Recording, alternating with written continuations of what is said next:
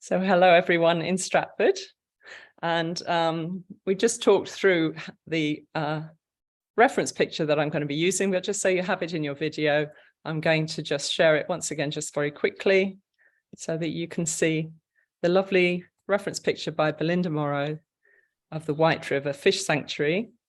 And here's my little thumbnail sketch. It's only 2 or 3 inches large, so that I can see where my plan is, where my lines are going, and where the lightest lights and darkest darks are. Okay, so moving on now, we're going to move across to the other camera. And I'm hoping you can all see that well enough. So you've got the reference picture close up to you, and then you should be able to see what I'm doing in the painting over here. I'll be back to answer questions and face you again in a few more minutes when things need to be dried. So as I said, I've put on an undercoating of a kind of turquoise color.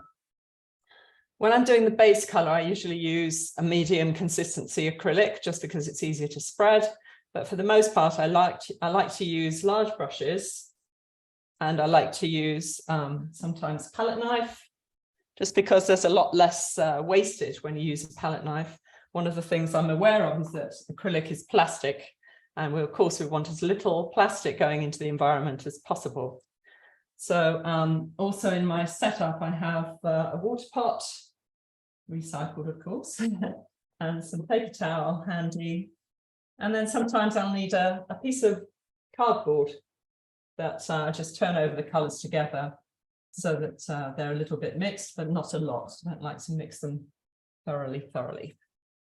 I also have some paddle brushes and some other implements for scraping, and you probably recognize the credit card tool, and also a handy piece of cardboard that's clean that I'll show you another method I'm going to use to get some texture into the paint.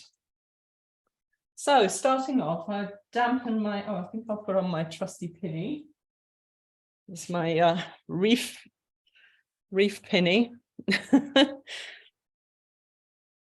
And so we're going to put in some blues in the water to start with.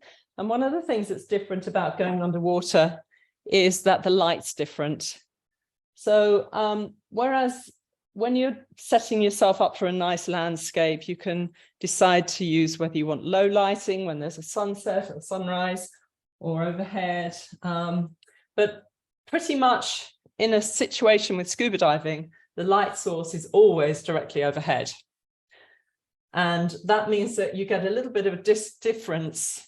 When you look towards the horizon on land, you'll often have a sort of a hazy, lighter bit towards the horizon. That doesn't usually happen underwater. The lightest part will be at the top. And in the midsection here, where you're looking through the most water, is going to be the darkest part. Now in this setup, we do have another piece of structure of coral right there that the fish are hiding underneath. So it's a little bit different, but you can see generally the blues are moving from the sort of the clear blue of the sea without any interruptions. And then this has got rocks and stuff in the distance that are giving us a little bit of texture, but not a lot. So my first thing is going to be to throw in some color.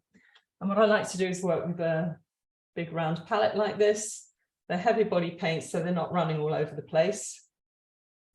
I've got, for color wise, I like to use Liquitex and a bit of Winsor & Newton, sometimes acrylic, SAA acrylic for the white, and some golden paints. So I've got cobalt, ultramarine, phthalo blue, light blue, that's one is by Liquitex specifically. Some white, this is a green gold by Winsor & Newton, light green and cadmium yellow. This one's raw sienna, a cadmium red, and some alizarin crimson. So that's basically my palette, and I'm going to put on these colors by dipping into them in a bit of a random mixed up way. I want some variety in there. And apart from, as I said, the very top of the painting is a fairly clear blue, but with this blocky brushwork style, we can pretty much allow for it to have some movement in the brushwork. I try not to add white until the later stages. So if I want a lighter blue, and I did say, didn't I, that the lightest blues are going to be near the top, then I'm just picking up another color to add some light and saving my white so when we get on further down into the sections that need some real bright highlights. So I'm just turning that over a little bit to get the idea that we want some lighter color in the top. You can see those streaks that are happening where I haven't thoroughly mixed the paint, and I actually like that. So whilst I don't want anything too obvious, I prefer it when there's some mix up integration. And in little places we're going to see that turquoise peeking through as well. This isn't wobbling about too much here. And then as we're working down the page, by the way, this is a piece of board. I didn't have a canvas handy the right size for showing today. So whilst I might normally work on canvas, I alternately, especially if I'm using a lot of heavy texture, I find that the board is a better support for creating texture. Okay, so then we want a little bit that's darker because we've got that section over here that's underneath some structures in the reef. And whilst I'm not putting in details yet, by the way, this is a 2-inch brush, this is a Liquitex freestyle brush. I want to know roughly where the right values are in my positioning on the painting surface. So I'm actually using a bit more of the phthalo. It's short for phthalocyanin, I'm sure you know that, in here. So we're going to have some fishes in here and some other corals around this area. But just to simplify it all for right now, we're just plopping in an area that's got some shapes to it. It does actually go quite high up to the top of the painting there. And phthalo is such an intense color, you can use it, get almost down to sort of almost to black sort of level color. Down here I'm noticing I did kind of put in this horizon line of change from the blues to the yellows, just because I'm realizing that the yellows are slightly transparent. And if you put heavy blue underneath them, you never really get a very bright yellow to come up, well, not without a lot of layers. And for a demo, we don't want to be painting here for 6 hours. So. When I was scuba diving, I used to teach people to become instructors.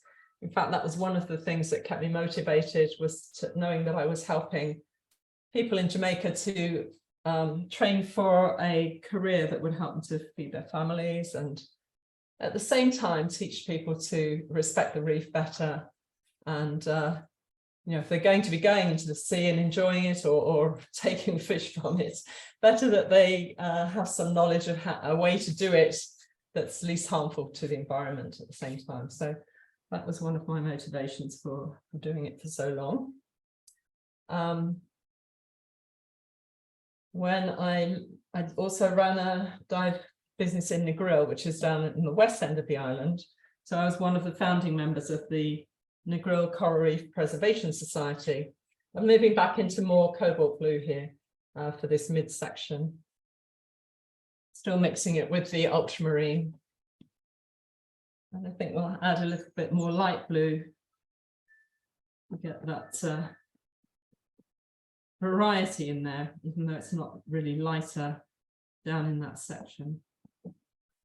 This, because of the surface of the board, it is a lot more porous than canvas at the moment.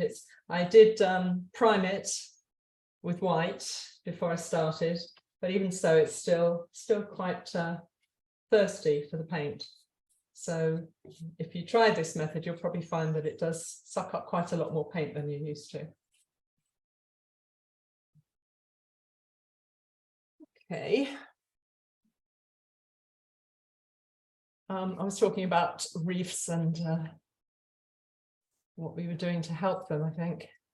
So yeah, we did install, we had a project to install 45 mooring balls all along the west end of Jamaica. And these were used not only by scuba people, but also by all the boats that take people out snorkeling and want to tie up and stop there for a couple of hours. So it would stop people from throwing the anchors on the reef and damaging the coral. So that was a worthwhile project to be a part of.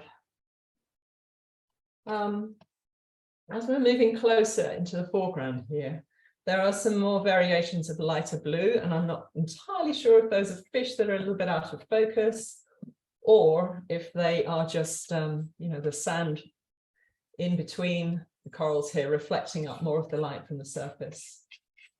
That's another place where you get a lighter section in the blues. So we've almost covered surface with this sort of approximation to what we want. There are some real darks down in this little patch here, so let's pick up the light blue as well. Sometimes that's quite nice when you just by accident pick up something and it works out well. Here you can start to see, and then we will have a section over here that's got more dark blues in it. You can start to see how this texture is going to react when we actually put on the right colours. So because I want some deep blue into this portion of the sea fans, I'm going to start adding that from now and make sure it's actually a good idea to use an older brush if you have a lot of texture. The gesso is not kind to brushes, and you sort of really need to poke and push to get it in between the texture. By the way, in case you're wondering about the longevity of having plant material on the surface of the canvas or the painting, I do make sure that it's completely coated in gesso and then some acrylic medium before painting on top of it. Just making sure there's no white. I don't really want white showing through. When we create the texture, but with the next layer, you'll see what's going to look, how it's going to look, but we don't want bits of white showing through from the base. So if I had been able, oh, by the way, the gesso, when you put it on this thick, it took about 2 or 3 days to dry. And that's even in this warm temperature. So you can imagine how you do need to let it dry for a long time. That's why I can't show you putting that step together within the framework of a 2-hour demo. Basically, you just plop it on there, make sure you've got plenty of gesso embedding it in there, just a blob of gesso that you can spread out with a palette knife, press in the plant material, and then make sure it's coated as well. So that is helping to integrate this area into the rest. We will be adding this dark-ish, it's more like green than blue, but we'll make sure that there's some colour going in between these little sections.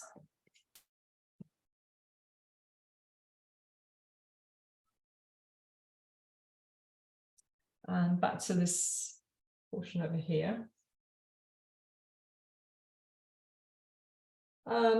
Just in the way that, same way that plants are quite forgiving, flowers are quite forgiving, unless somebody is standing there, you know, with a scientific clipboard and monitoring exactly which corals I've drawn and which ones I haven't. This can be quite a forgiving type of composition to do, because nobody's really going to know if this piece of coral was flatter on the top or not quite, you know what I mean? So rather than be slavish to every detail, I try to get movement into the brushwork, keep it lively, and that to me is more important than whether I've created an exact replica of the painting, of the photo, especially as these things are half a mile down the coast. You might see a similar inlet that's has similar corals but looks quite different in shape, so it doesn't matter. So let's get a little dark in there, And there's a little dark here. There's something else I want to talk to you about with I don't know if you've spotted it in my my drawing, my little thumbnail sketch. Because there's an area here which is mostly this area is actually dead coral. So maybe it's time to talk about what coral actually is. But because of this area of dead coral, it's sort of on my sweet spot there for my thirds. If you know the rule of thirds, this is kind of an area of importance intention wise. So I had actually drawn in another fish, one of these fish, turning its way towards us. So when it comes to putting in that fish, I'll refer to my other, my little sketch to put it in, and that will give us some more bright color interest in this section. But just for the, don't mean to be giving you a biological lecture, so do tell me to tone it down if it becomes a bit much. But what happens with coral is that basically there's a competition going on all the time between corals and algae. This is algae in here. So they're fighting for space, clean water, and nutrients that are in the water. So, and sunshine.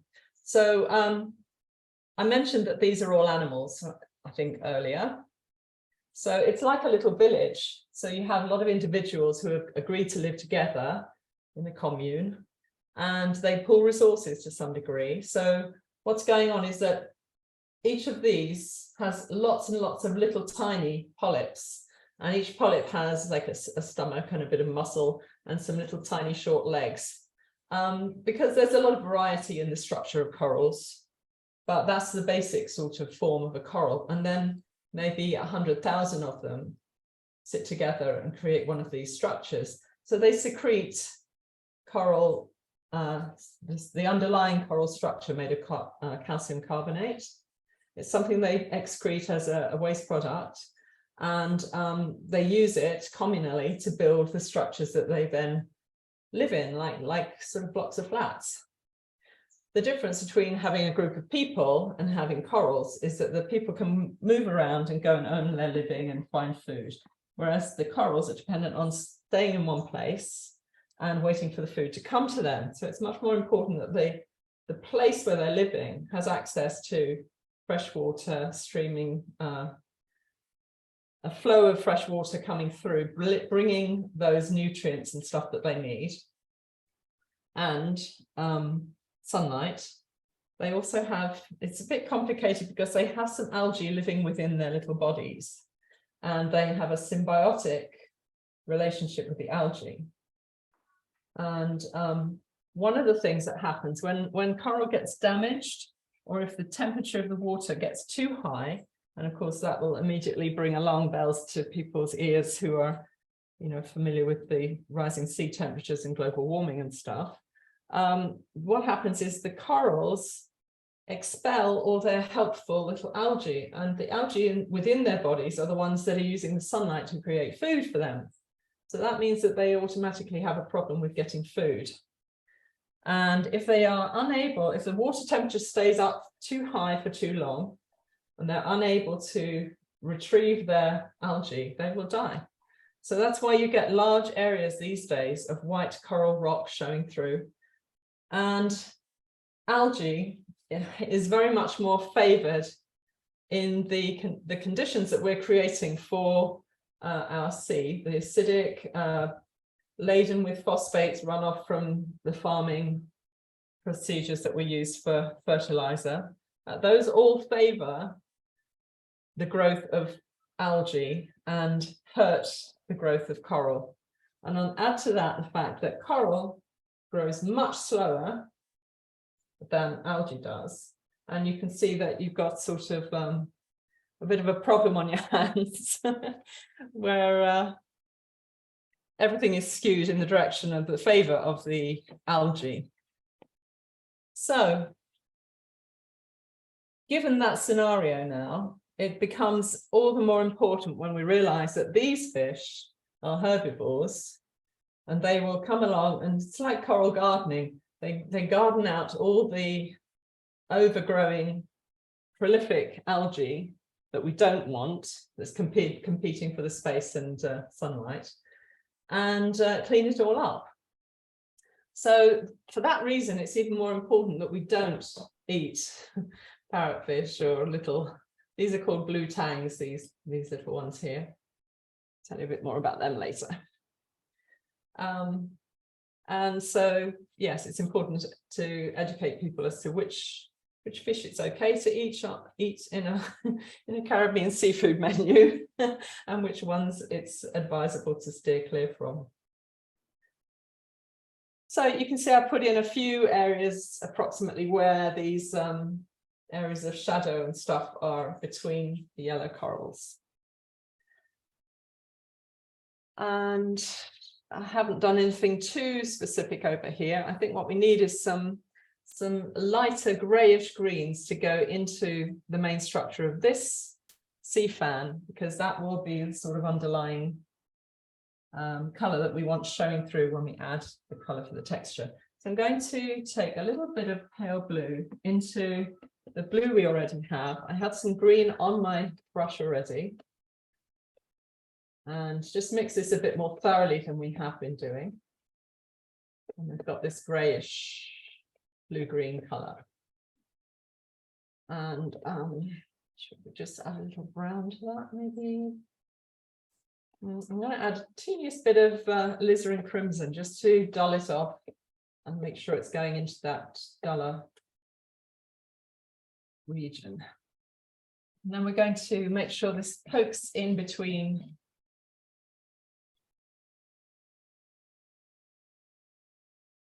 the bits of structure, so that when we come with a lighter colour afterwards, it will show up the texture of the plant material, looking like a sea fan. That well in there. Wondering if any of you have been to Jamaica. We've got to get feedback, isn't it, on this arrangement? We're having a lot of no's from that. Oh, okay. Just as an aside, those of you that might be interested, I'm putting together a creative retreat for next September, this September coming in 2023, with another artist from England called Alex McIntyre. She's a very good artist and also teaches at the university level. She's from Hertfordshire. And we're going to be running a week-long retreat in Montego Bay at a lovely property that's got, it's like an 18th century wharf house that's been created into a lovely villa. And I will share a link with you to get some information about that if you think you might like it. And also anyone who is interested is invited to a Zoom chat that we're having next Wednesday on the 18th. No obligation, it's just find out more, ask questions if you want to, and that kind of thing. And I can share that with the group if you'd like as well. The link for that. It'll be at 6 p.m. UK time. Okay.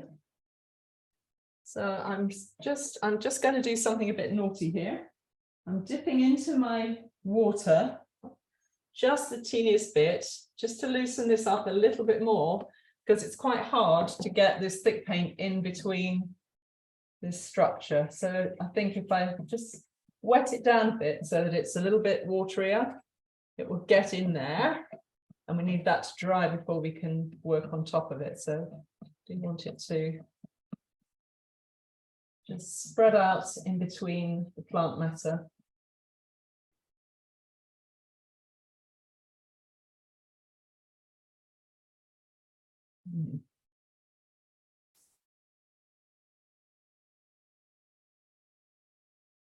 This is the biggest worry, is that this piece here, I don't know if you can see that, it's made an escape from the gesso. So I'll probably end up cutting that off later so it doesn't cause any trouble. But for now it can stay there. You can see that's made a bit better coverage, and we've got less little bits of white showing through. Just a bit more.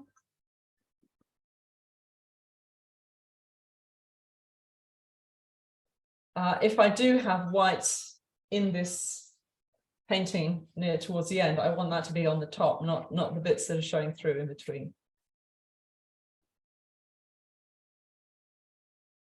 So of course, there's quite an uneven edge to it on this part here. And that's mostly due to damage. These things, when they grow, if they're growing perfectly, they'll have a fairly smooth outer edge like this. So this has been torn or knocked by somebody's bin or nibbled off or something. Some damage has happened to it. I've probably made a bit much of this compared to the size of this, but that's mostly because the bare coral rock is not so interesting. Plus we're going to add our fish on top of it. So I'm just going to put this lighter watered down version into the edge here. And see some of that greener color coming through on that one now. Or it looks very, just very blue. Sorry if you're getting noise of this knocking about. I just need to give it some welly to get in there to get between the fibers.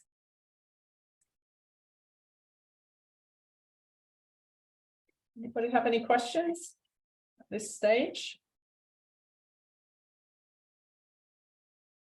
Just going to add a little bit more yellow-green into that mixture, because on this outer edge it's much more greenish looking, yellowish looking. So we'll just bring that in there from now, and then when we put on the lighter color on the top, it will be done for us to have a completed thing. So just two layers will be needed instead of going back and forth.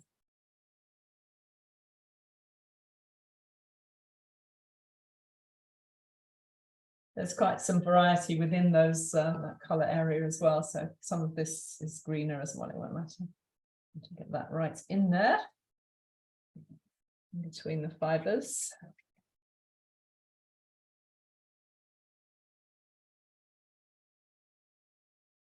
And we can fine tune the details of the outer edge a bit later.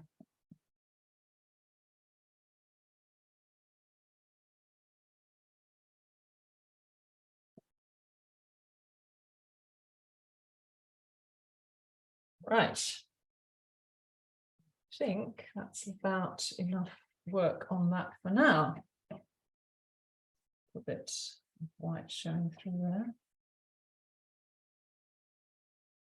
It is worth being finicky with this, because when we put the lighter colours on, this central part will be the part that we really want it to show up, and that if I don't get the colour in there, then it'll just kind of blend to nothing. You won't see the texture if there's light from behind as well.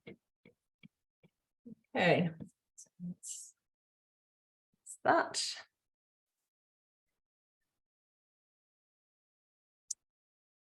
Just assessing how this looks.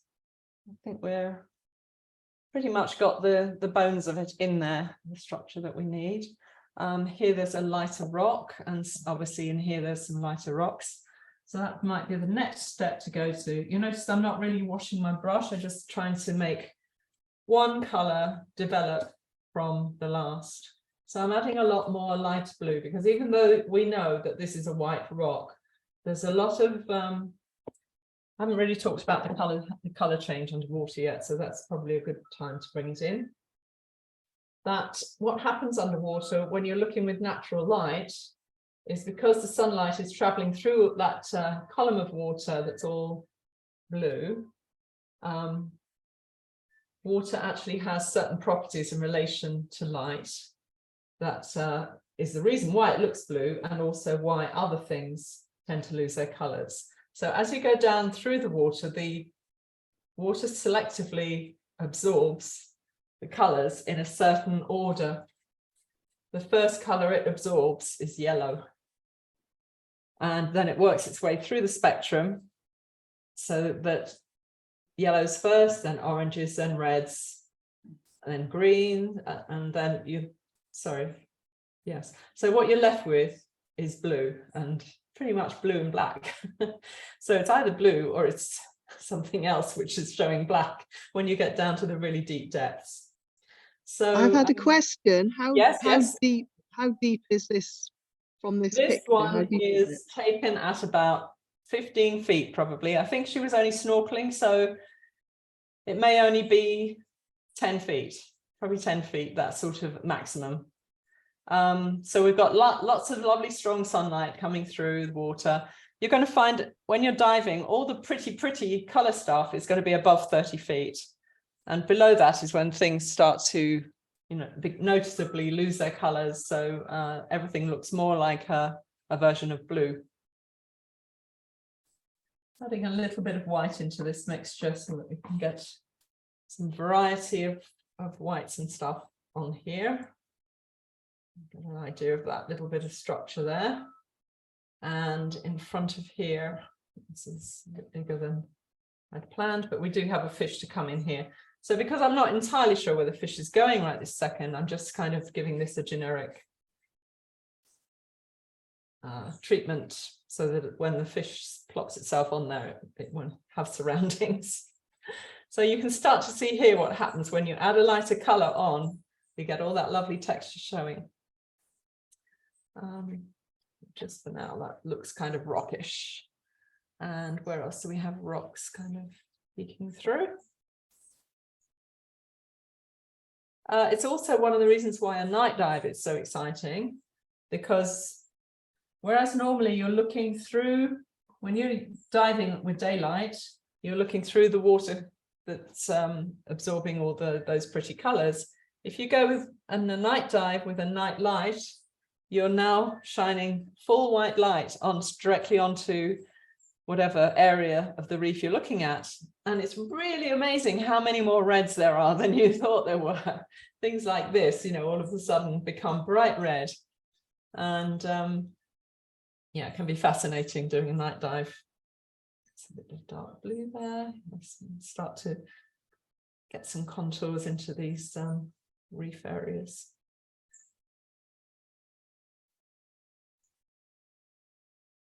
Okay. So should I ask, has anyone been snorkeling? or scuba diving? We have quite a few yeses for that one. Good. So you know what I'm talking about when you see all those pretty colours in the shallow reef. And sometimes you can have almost as much fun snorkeling as scuba diving. So excellent thing to do when you get the chance. So now we want to, I think, probably let that dry just a little bit more before I start putting on some fish and stuff and some lighter yellows. How are we doing for time? So, 2:45. Do you want to do the break now? Would it be convenient for you to do the break now and come back? Let me just show you a couple of things in my studio and then we'll do the break. Yes. So I'm just going to let that dry a little and show you some of the other paintings, because it's the same sort of techniques I've been talking about. This is one that's of coral, as you can see. Here there's a lot of scratch through texture. I'm going to do some of that. Can we change the camera, because we're only seeing that on a tiny Thank you for reminding me. Yeah, so we're going back to that one. Okay, so here is mine. This is a barrel sponge, and these are tube sponges. So lots of sponges in this one, but you can see I've used some quite experimental techniques to get the texture. And these are using plastic mesh that I've rescued from going into the wrong kind of garbage, and used it as a prop to create some texture effects on the surface of my painting. And show you my little gallery here. So here we have a painting that's made a big feature of the same plant material that I was talking about before. And this one is called To Bleach or Not to Bleach, because we started talking about when the temperature of the water gets high in the summer. If it stays that way for 3 weeks, then that's when all the algae start leaving their host corals, and the corals, if it stays there too long, will die. So, and that's called coral bleaching. Here's a lovely red parrotfish, and parrotfish are some of the most important ones in keeping the reef clean. This beak, which is why they're called a parrotfish, is made for chomping on the coral structure. But what they're doing is they're eating off the algae that's embedded itself there, and at the same time they nip off a bit of the actual calcium, calcium carbonate, the underlying bit, which doesn't harm the corals because they'll come back and recolonate the clean area. But what it does do, and it's very important for all of our enjoyment, is that parrotfish have an internal mill inside their digestive system. So it's capable of crunching up that little bite of coral calcium carbonate into fine white sand. And it's estimated that one adult parrotfish can process 600 pounds of sand in a year. So when you think about those nice coral beaches, you realize why it's so important to not eat parrotfish. This, on the other hand, is a lionfish, native to the Pacific, and through accidents of aquariums and stuff have become quite prolific. Can we have the camera up a bit, please? Thank you. Is that better now? Yes, that's better. Thank you. And yes, they shouldn't be in the Caribbean, but because they have no predators. They're very happy wolfing down all the other baby fish. And they have these spines on them which are venomous, so they don't have a lot of people taking them on, either people or other fish, or octopus, things like that won't eat them. And so they're doing much better than they should. So it's actually really encouraged now for local divers to go and spearfish them just with a Hawaiian sling, not with a power thing. And that's become a bit of a sport. All of those people that relish hunting something are encouraged to go and hunt lionfish, so that it helps to keep the population down. And by the way, they taste gorgeous.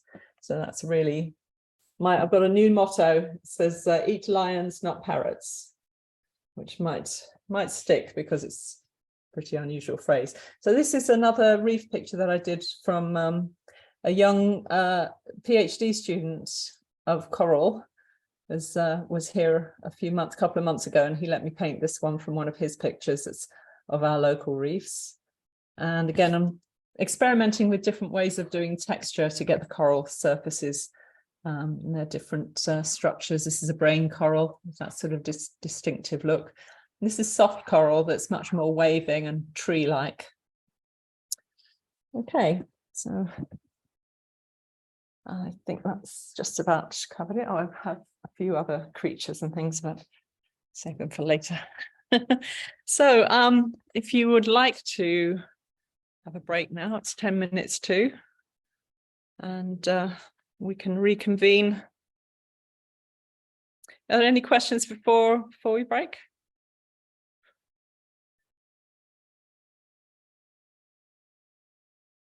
Okay, I'm going to pause the recording. So hello again, and if there are no questions, I'll carry on. Did anybody have any questions before we go further? No, I'm afraid we're all out of questions. That's okay. I'm going to move my picture over to the other screen. So this is all quite dry now, which is convenient. And the first thing I'm going to do is show you another little way to do some texture. So you can do this with gesso as an underlying thing, or you can just do it with paint. So I'm just going to use my palette knife and pick up some sort of medium messy blue mixture. Now, of course, because it's palette knife, there's going to be a lot more paint coming up in one go. And we want that. We want it to be quite nice and thick paint on the surface of the painting. So I'm just mixing it up a little bit messy there and then scooping it up so it's available to put onto the canvas or the painting surface. And I'm doing this little bit of coral here that has lighter bits on the top edge.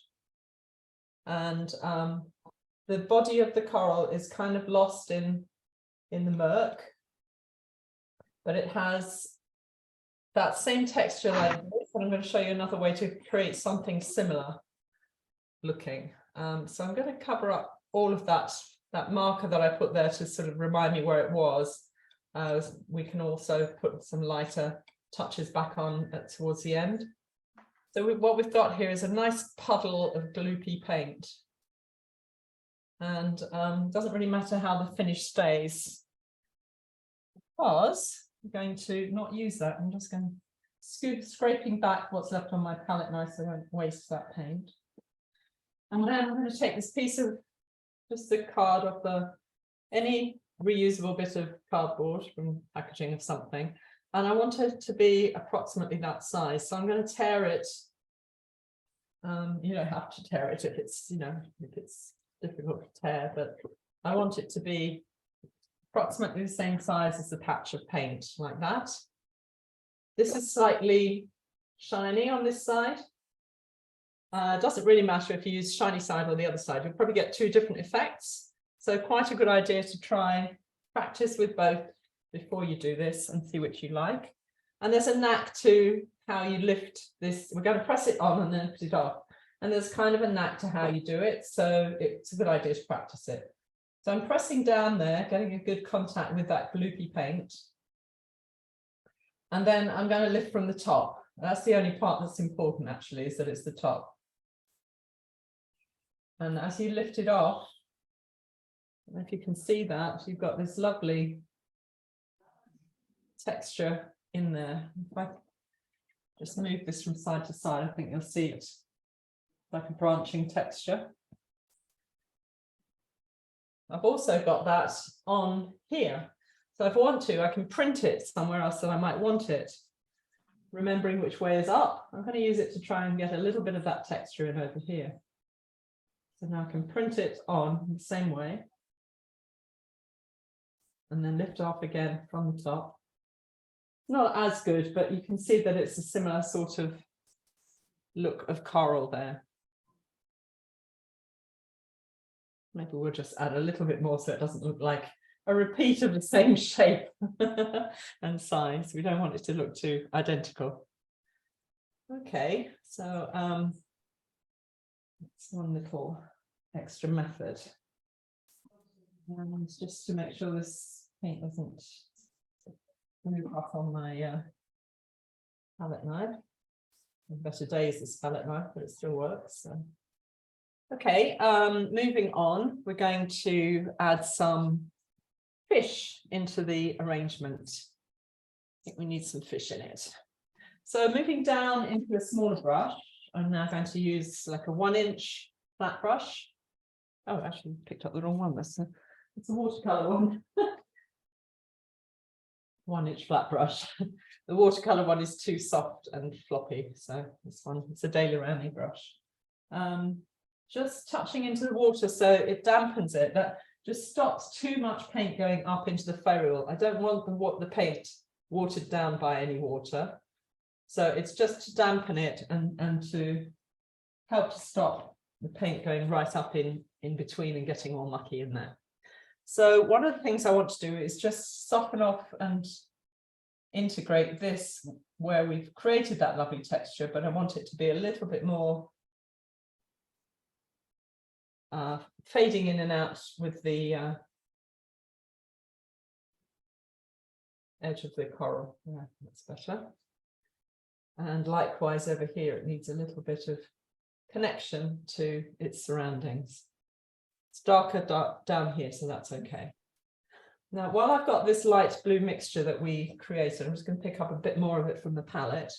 On the side of the brush, it's not such a lot that it's going to lay in a whole new color, but we can use it over the top to create some of this texture. I did say I was going to do fish, but that's coming. Just so that you get the idea of what happens with this texture. I wanted to see you to see that so you can compare it with how this one looks. So it's a colour that relates to the other colours already in there, especially as this is the darker portion. We'll put some lighter colours on this one in a little while. Again, we wanted to sort of integrate that a little bit more with the surroundings. And I think what we'll need is some lighter colours on the top of that. But we're going to put a fish in there too. So let's move on to fishes right now. So I'm going to do some of these blue ones, which are sort of sitting within the structure of that upper coral section. And most of them have some yellowish lights on them. They're mostly, these fish are mostly blues, dark blues and silver. So this could be a reflection of something else, but it's quite nice that it's got that little bit of yellow in it to make them show up like that. They're called surgeonfish or blue tang, and they come in hordes of about 50 or 100, and they'll descend on the reef and do all their little chewing up of all the algae, which is really helpful, as I explained. And then they all leave again all together, like it's sort of like a flock of birds moving around.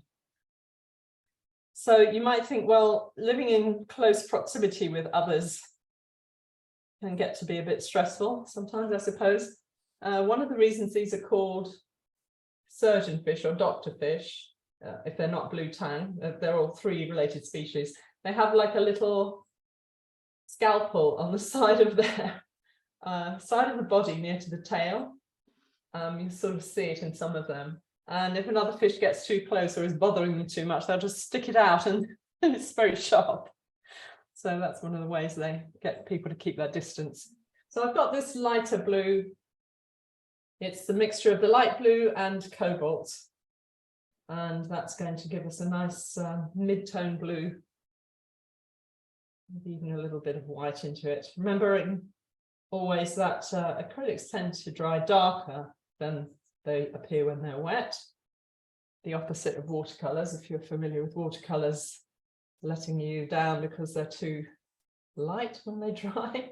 So I'm just plopping in the shape of the fish, and we'll worry about details later. And probably you're going to tell me, well, that one's supposed to be overlapping this piece of coral, so we've got some lights to add around that. But, we'll worry about facial details and stuff later if we have time. And that's you'll be surprised how fish read as fish just because it's the right shape without even needing to have eyes and other things on them. Okay, there's one. And where's another light one? There's a light one which is conveniently showing up that dark one there. So up, this is much smaller because it's further away. And we'll just suggest that one in there.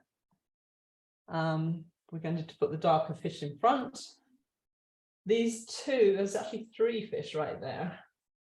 Bit of negative painting going on here because we want the shape to reveal the other fish. And similarly, we could do that with this light one there while I've got the light color on my brush. So it's about halfway up here, isn't it?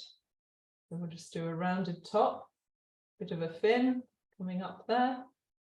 And that's sort of revealing the shape of the head of the one beneath. And there's the tail. Of course, we can put the tail back on top if we got it a bit wrong. So don't stress about getting this exactly right. We've got another fish leaving the scene around this horizon level. So I'm just going to suggest that one in there. I don't want a lot of attention going out of the picture. You can see his little scalpel thing very clearly there. So that's kind of interesting. But it tends to give you that feeling of through movement, that we're just glimpsing a scene that's not static and it's not complete. It's just going to be moving on. This is another fish up there, I think, that's just kind of lost in the murk, but we'll just sort of suggest something up there. I'm wondering if my dark bit is not coming up high enough. Okay, so we'll actually put this fish on top of that dark section about there. And it did mention that this is a forgiving theme, right? Some darker blue on the front portion. Let's just pick up a little bit and blend it in like that. I don't want everything to be super blended. That's kind of the style that I like. More important for it to have movement and a suggestion of things going on rather than having everything perfectly blended. And I think it looks like more like movement when the colors are not blended, because you're just getting a glimpse of it. Okay, still needs to be quite a lot darker. Just rub on some. We can of course do that when it's dry, which might be more effective, but just. So let's put in some of our more key feature fish now. And you'll notice all of these have a little bit more of a phthalo kind of turquoisey color to them, rather than these other ones that I did first with that very cobalt color. So I'm going to pick up some phthalo blue, blend it into the mixture I already have, streaky still, and we'll work with that.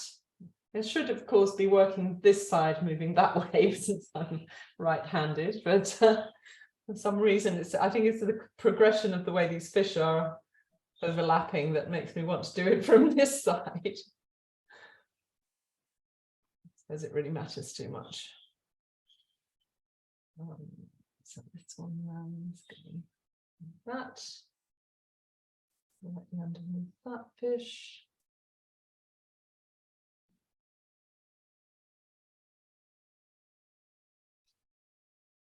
Just to keep the variety within the fish, there's a lot of colored movement within the fish themselves. They're not just one color. So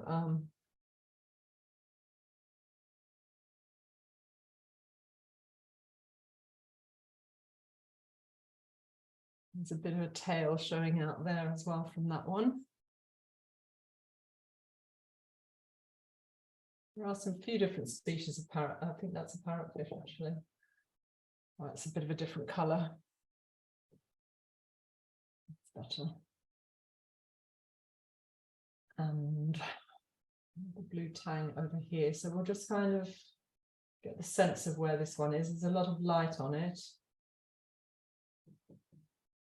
Part of it is disappearing into the blue distance, but we do want it to be a slightly different turquoisey blue compared to surroundings.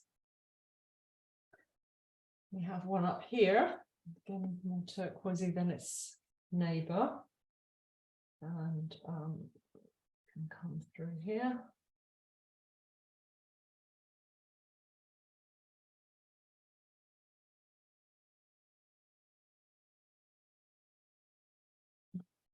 And a bit of a big tail on that one.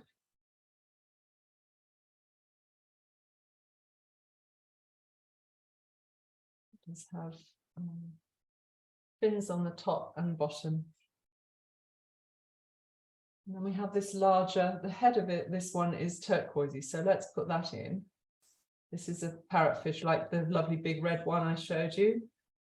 It's a female. Something I should tell you about these lovely fish. When you see that red with belly with the patterned top, that's a female. And that means that it's probably between 2 years and 5 years old. Because during that time, that fish will lay several clutches of eggs and be a lovely healthy female. It'll get to be about 9 to 10 inches long. And after it's 5 years old, it changes into a green fish and becomes male. So you can imagine what ramifications that has for when a fisheries puts in place a rule like, oh, we must only take the big ones. That can have huge knock-on effects for actually what's going to happen to that population of fish. because you may only be taking the big ones, but if the only males around are all large ones, guess what? There won't be any male fish to mate with the younger, smaller red ones. So, a recipe for disaster. I'm going to just pick up, I've washed out my brush so I can pick up some yellow and add that into this fish here, which isn't there yet, but it's going to be running into that one. But I just want to have an idea of what this yellow, I know this yellow is a little bit transparent, so I wanted to have an idea of how it's going to behave. That means it's showing through a lot of blue. So I'm picking up white along with it, mixing into white on the side there, so that we can get some more opaque character into the yellow portion. And of course, then we will blend that with some of the other blues that are going to add back in and create this complete fish. At the moment, it's just part of a fish.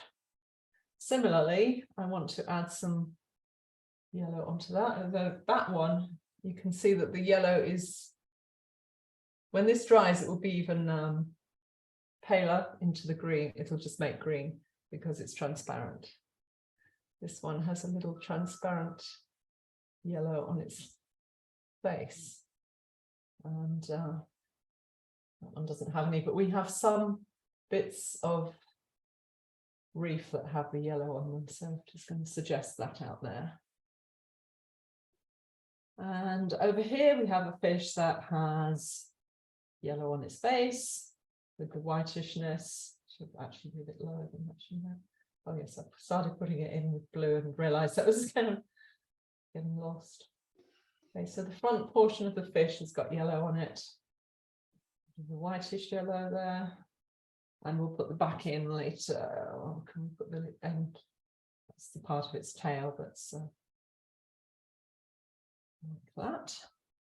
While I've got this yellowish mixture on my brush, I'm just going to add a little light green with it. It's another colour from Liquitex that I love in certain situations. If you're not careful, it can start to look a bit garish and neon-like, but given that it's got this dark blue behind it, I think it'll just give us some body to that reef there. That sea fan.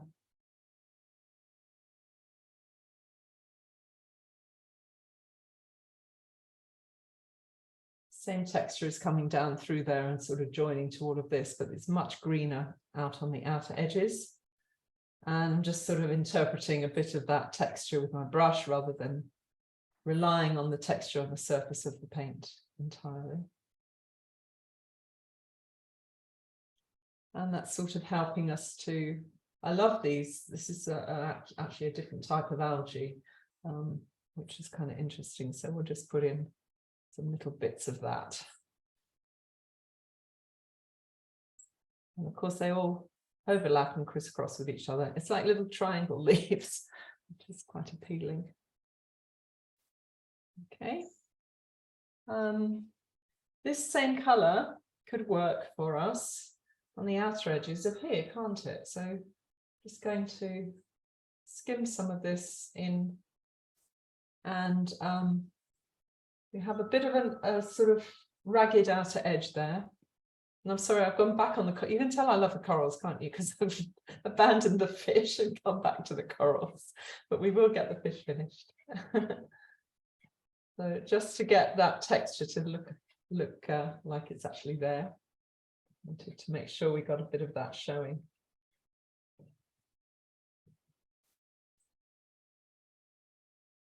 As we're moving down, it's actually getting lighter and lighter. So let's put some bit more of the green in here, where it's showing quite bright against the neighbouring blues.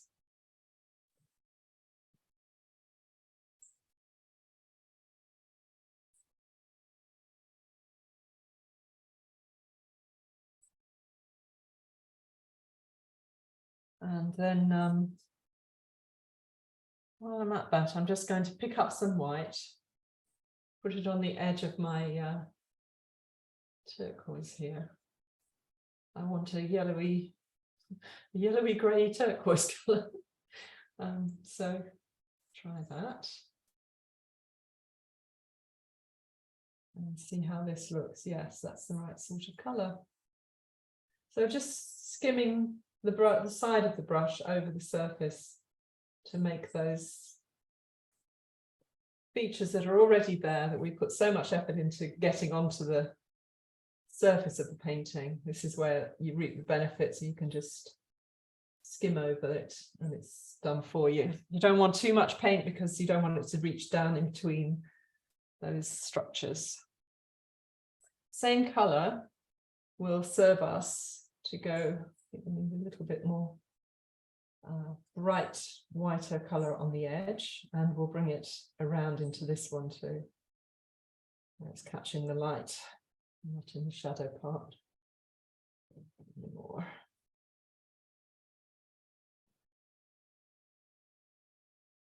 Okay, similarly up the top there, we need a bit more definition to the edge.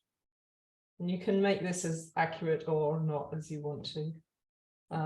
I'm more guided, although that's the perfect shape for a sea fan, I'm more guided by the shape of, I did trim this to approximately the right shape, but you know, that also has to be, it has to work with the substance that's on there as well as what I'd ideally like it to look like.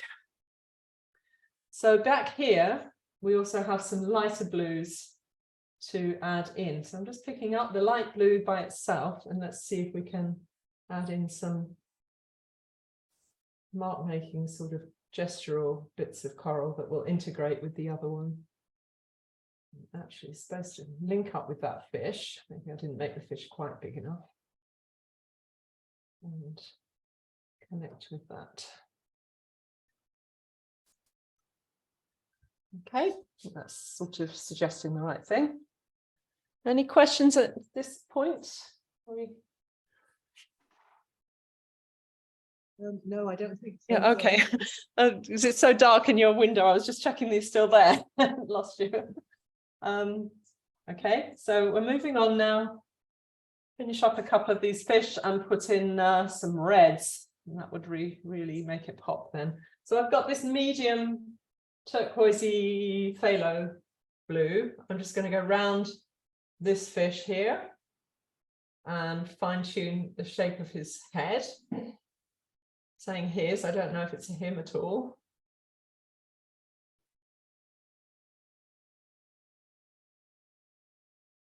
Some fish have a very different color scheme, males to females, and of course, like that stoplight parrotfish. Oh, it's called stoplight, by the way, because it changes from red to green. It's such a cool name, I think, because it sort of tells you its life history in the name. And of course, that's so unusual. Although it is not that unusual for parrotfishes to do that, apparently. And it is quite significant when you consider you should not be eating parrotfish because you might be stopping them from breeding, even if you are eating a large one, it probably means it's damaging to the population.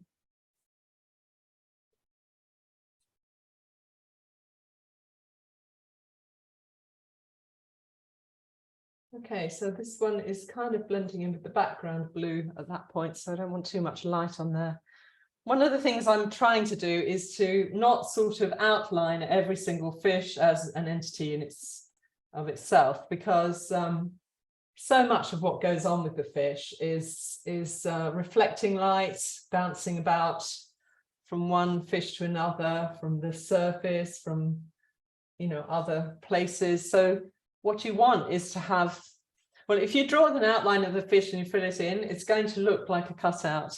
So what we want in order to have the fish feel like they're part of the reef is you really want to be giving them, the subtlety of almost not being there. It's a bit wrong with the shape. Okay, so we still have this darker fish with the red on it to finish. Just want to bring a little of that contour of that outer reef because it's catching the light on the edge there, which is quite lovely. coming down behind that fish. And then it's got a kind of a looping back on the edge that's quite interesting. It's coming down that way. And similar look, we need some of that colour in there. This one needs more yellow on the edge. We've got this one that needs a bit more spikiness on the top of it there to work with that texture we created. And then, of course, there's some distant ones there that are just suggested at. We've got our lovely big fish here. We have to decide if we're going to put one in the centre. We may decide not to. It's not looking like there's a big gap, really. But, and we have the yellows to put on. So, time to speed up a bit. I'm rinsing out my brush. I'm going to go to my red. Let's just go straight in with some red. So this is cadmium red here. It's a little bit solidy, so I'm just putting a bit more water in there to get it to move a bit more easily. Now I want this to have a lovely flow between there and there. So the tail comes up with that lovely bit of red. And again, we may need 2 layers of red or to put some white with it so that you really get the red to sing, rather than having it blend with the blue that's lying beneath and disappear into a purple.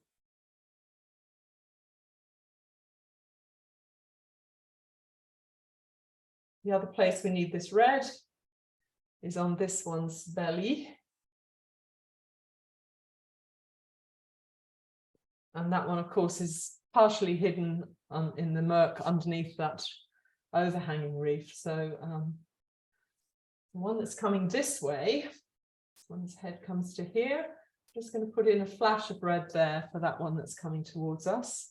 And we might put in some flashes of red in this lower section of reef, just so that there's something a bit more colourful in the centre there. I don't think I'm going to have time to do the whole fish sort for you, so it's a shortcut. The fish that isn't in the reference picture, but I thought I might be able to put in that one. So let's add a little darker red into there, that shadowy section. And I think these are going to dry so much darker, I don't need to worry too much about adding dark onto that, except where it's creating a contour there. This one maybe to get it to integrate a bit more.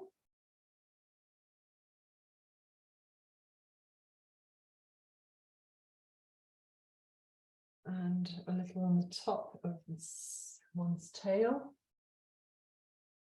different red.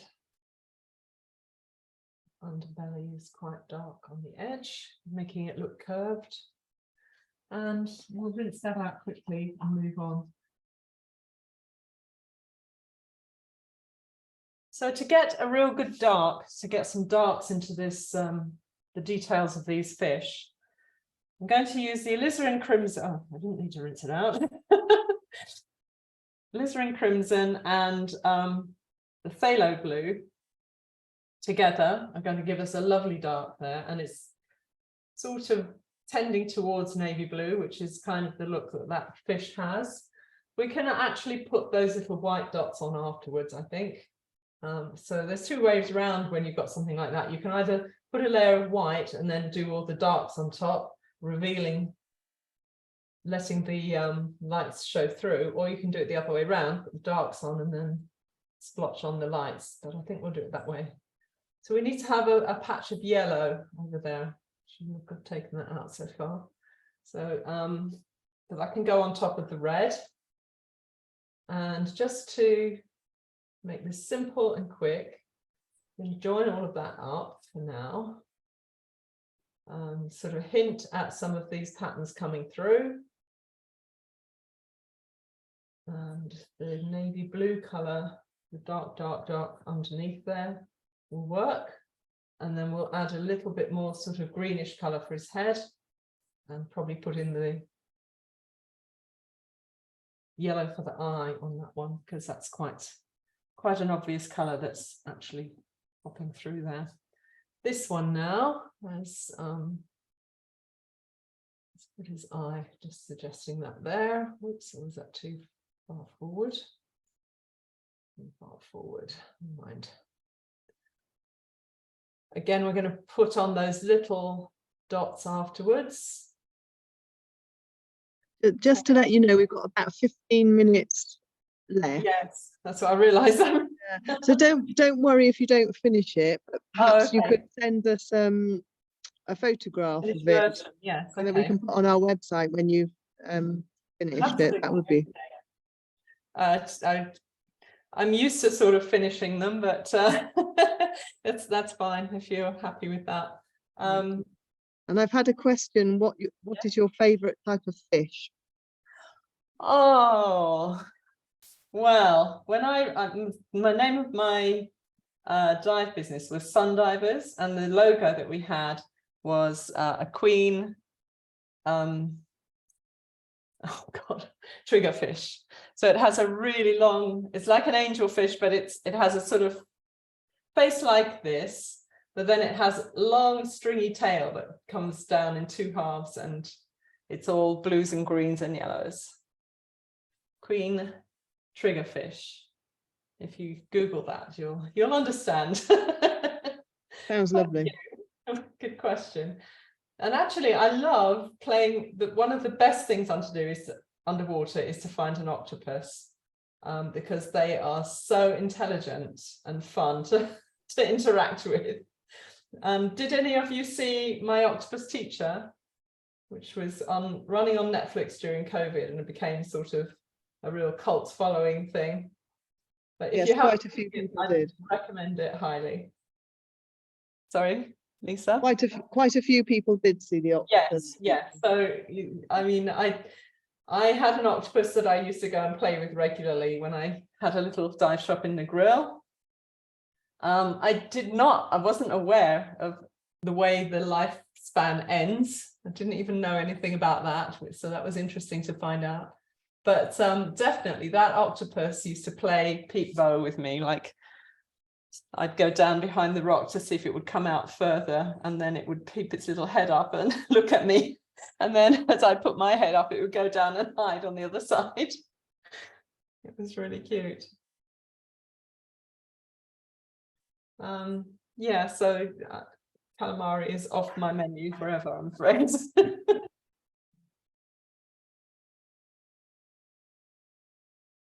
I did want to get some more yellows in the front, but that might be the thing to leave out until later, because we're getting the sense of what's happening. So I'll just try and finish off these fishes and their faces. I'm picking up some light green, because I think that it's not this light, but what we could do is exaggerate that a little bit, just for the sake of having a bit more going on. This green can go into this fish here.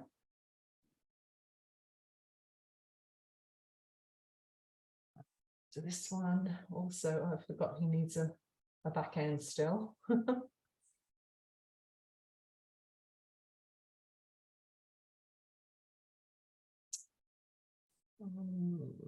This could do with a bit more variety on it.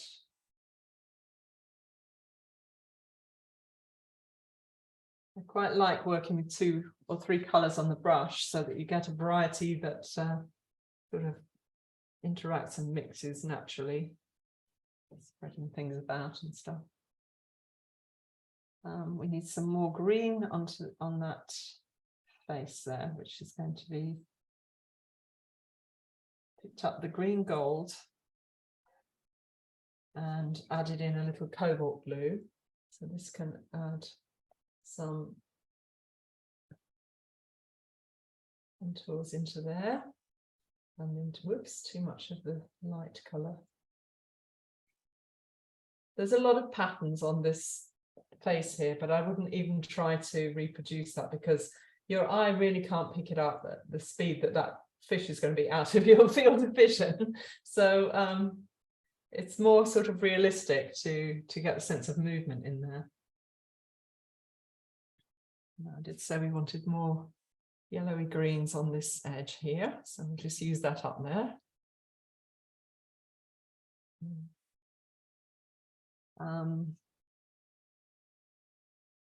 Dark green, dark green. So this one needs blue. So we'll just as this is drying up here.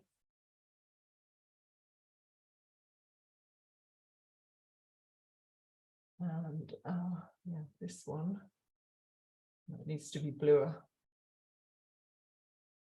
This one needs green on it. A little bit of a suggestion of an eye. This one wants green on its face, on the head. Oh, yellows on the tails. We really have to put those in because they're critical to the look of the whole thing. On that one, one's got, well, it's kind of looking like a white, but this one needs a yellow. I'll put some more white with that in a minute. And then we really ought to put in some of these dotty colours. So picking up white to go with that yellow that's on my brush. Got green on my brush too, but I'll pretend that's okay.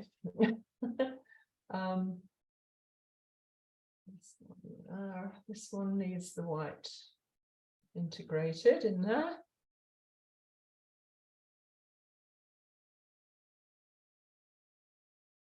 Got a little,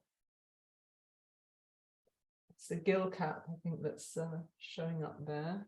More yellow on the eyelid. It's come out white.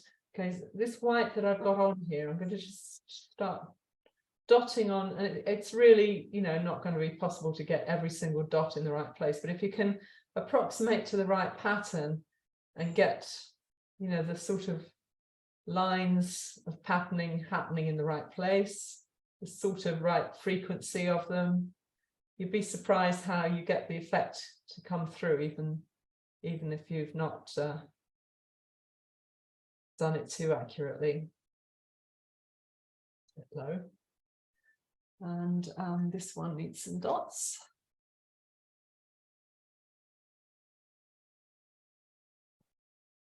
This one's a younger one, so its dots are more spread out and more evenly spaced.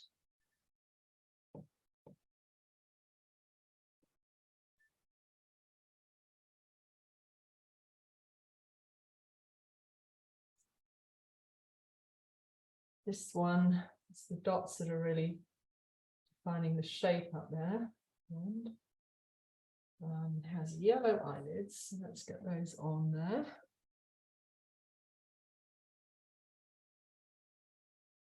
Some striping going down. That's the dots that you can see from above that are a bit ambiguous looking.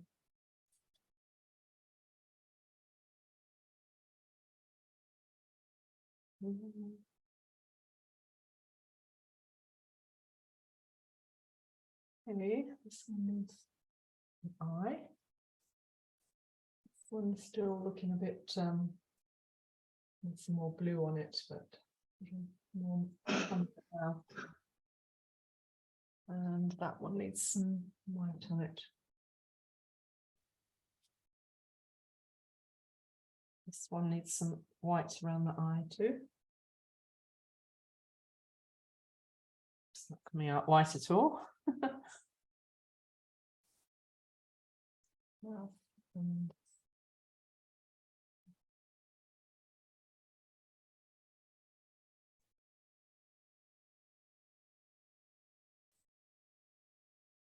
funny how it's the light through the little edges of the fins sometimes catching them that you get the characterization from.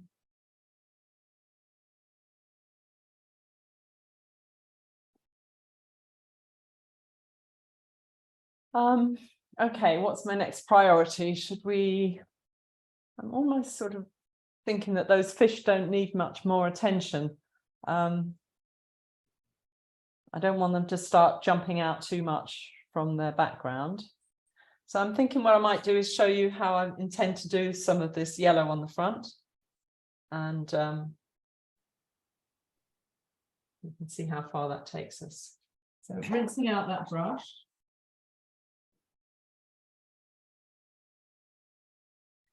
Actually, I'm going to use my palette knife, scooping up. We've just got 5 minutes left now. Yeah, I'm just going to do one bit of it so that you can. Okay.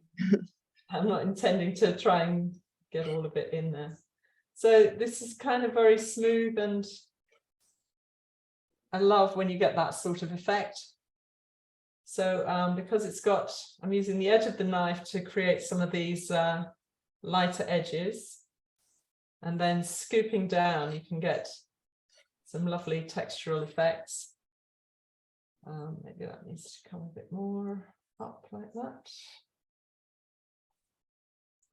So you can see how sculptural that looks compared to the sort of colour that we had in the background. Is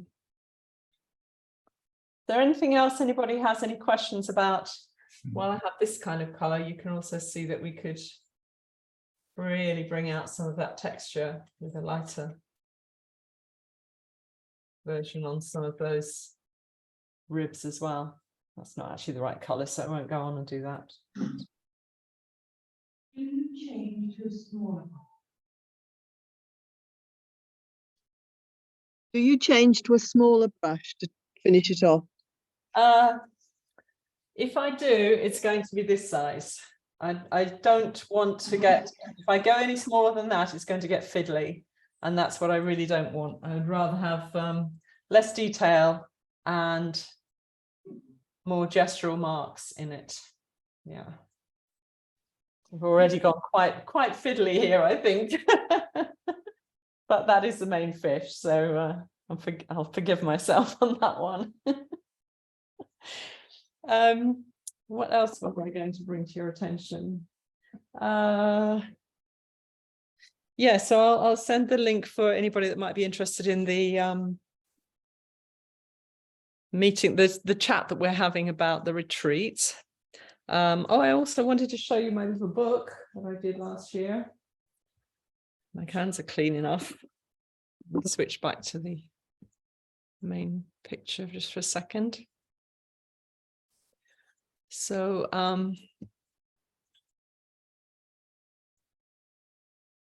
this is Vanish the cat. I don't know if you're seeing it backwards, but this is a little cat that lives in my yard.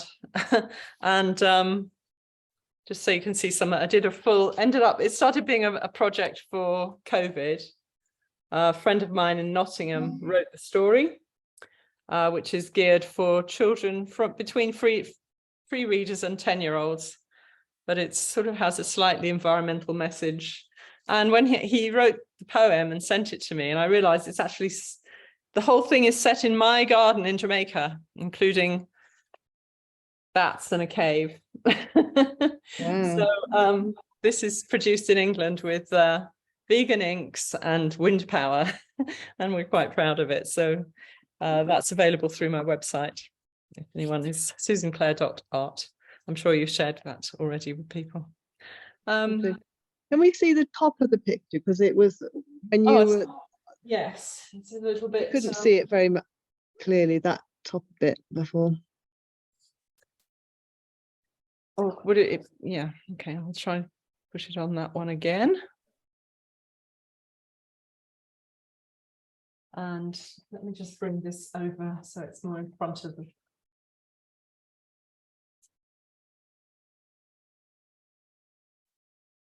Is that better? We've got a front on. Yes. Yeah, it's interesting because it's got a lot more sort of primary colours than I might normally do with an underwater painting. But that's one of the appealing things about this particular reference photo, is that she managed to capture a lot of different colours in there instead of it all being sort of blue greys and things. If you were going to finish it off now, how long do you think it would take you to finish it? It's probably going to take, if I leave this very simple like that, half an hour probably. And how long would you spend on a picture that, you know, for your gallery normally? the one that I wrote the article about for artists and illustrators, that's 4 feet square. So it's like, you know, at least 4 times this area. But that did take me a month. Right. And I probably did, you know, I do have, I have an online teaching club, and painting club that I record new stuff for every week. So that aside, you know, it wouldn't take me the entire month because I was doing other work. Yeah. If anyone's interested in that, it's hosted on Patreon and I can send you the link for it. It's we don't paint together online. I pre-record the classes and the exercise tips. So you do it in your own time, because we have people from England, people from America and Jamaica. So it's actually a lovely thing to see when people get to know each other and support each other. It's a small group and we just have, you know, I don't want it to go more than say 20 people, but at the moment we're at about 12. So yeah, and then on a Tuesday we do a live seminar where everyone comes together and shows what they've been doing or asks questions. That sounds fun. Yeah. Well, it's been a real pleasure doing this for you. Do you want me to come back to the main screen or? Yeah. Do you want to?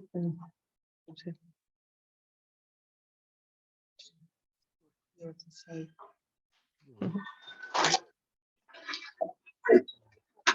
Hi.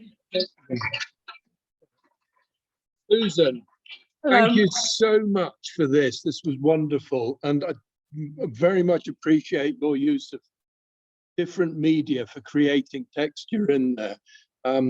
I've tried to do some similar things myself, but this is just so inspiring. We do very much appreciate it. So Oh, it's been a pleasure. thank you very much indeed. And yeah, lots of applause from the troops here. So thank you. Thank you.